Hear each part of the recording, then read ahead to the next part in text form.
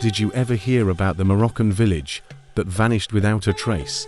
A place no longer listed on maps or government records.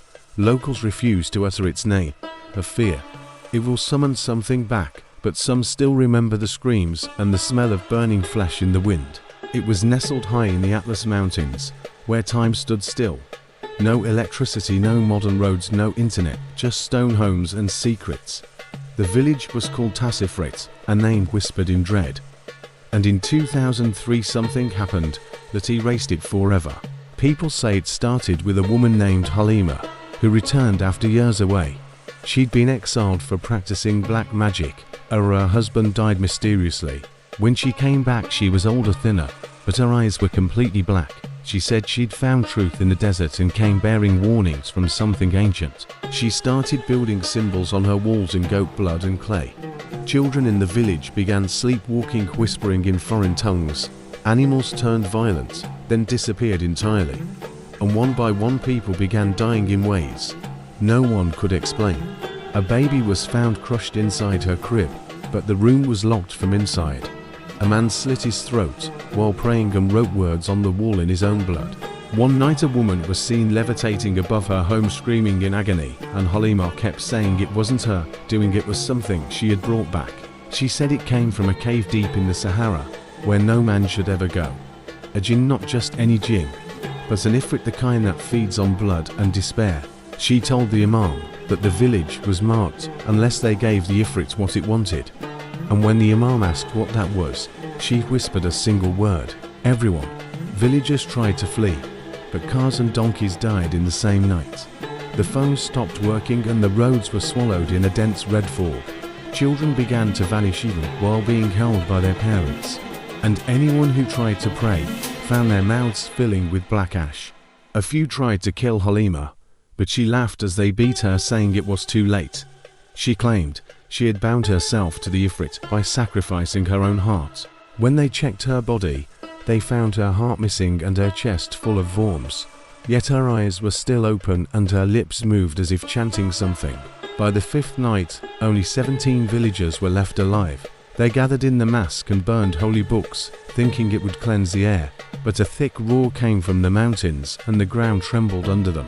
A black mist flooded the village, swallowing homes and people whole. The survivors said they heard the names of their dead whispered in their ears, voices of loved ones begging them to come outside and join them. But anyone who stepped out turned to salt instantly. And then a silence fell so complete it made their ears bleed. The Moroccan government sent soldiers days later after families reported missing relatives.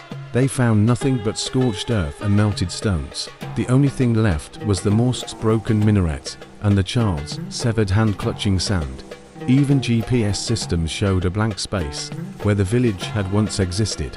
One soldier who survived the expedition said something was watching them, something ancient and tall hiding in the shadows. He quit the military 3 days later and set himself on fire outside a courthouse, leaving behind a note written in a language no one has ever been able to translate. A year later, someone found Halima's journal buried in an old well 20 kilometers away. It spoke of rituals that involved burying live goats upside down under crescent moons, of calling upon spirits by bathing in fermented blood under eclipses, and of deals made with beings not from hell, but from beneath the time before time. That journal was sent to a labbing rabbit, but was lost in a mysterious fire. The fire also killed the 2 translators who had been working on the text. One was found hanging from a ceiling fan with his eyes missing. The other was impaled on his own bookshelf, and his mouth was sewn shut with wire. To this day, no one speaks of Tassifrit without spitting first to ward off spirits. Tourists who ask about it are warned by elders to forget what they heard. But in recent years, satellite images caught a faint symbol in the sand, a blood-red circle with 13 pointed stars etched around a dark crater. The government claimed it was a glitch, but those who remember Tassifrit know better.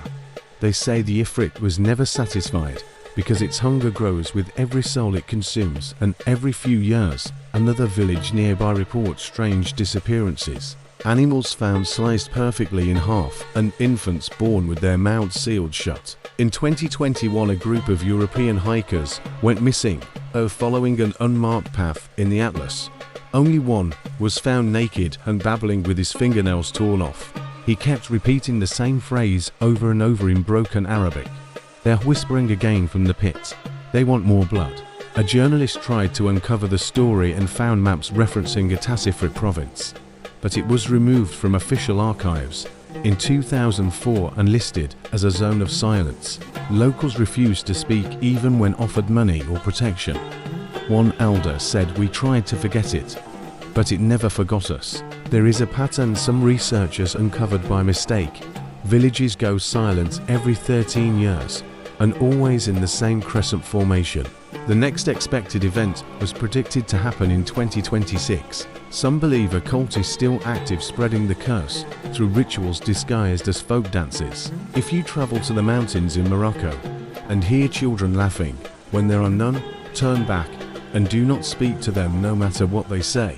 The Ifrit's favorite trick is wearing the face of someone you once loved, and once you respond to it, it will never stop following you. Even now, there are rumors online of hikers seeing red eyes blinking in daylight, of goats giving birth to snakes and wells turning black in nearby towns. Locals say it's the signs that the hunger is waking up again. And when it does, it won't just be a village this time, but an entire province. The true horror of Tassifrit isn't what happened in the past. It's the certainty that it will happen again, and next time, we'll all see it live.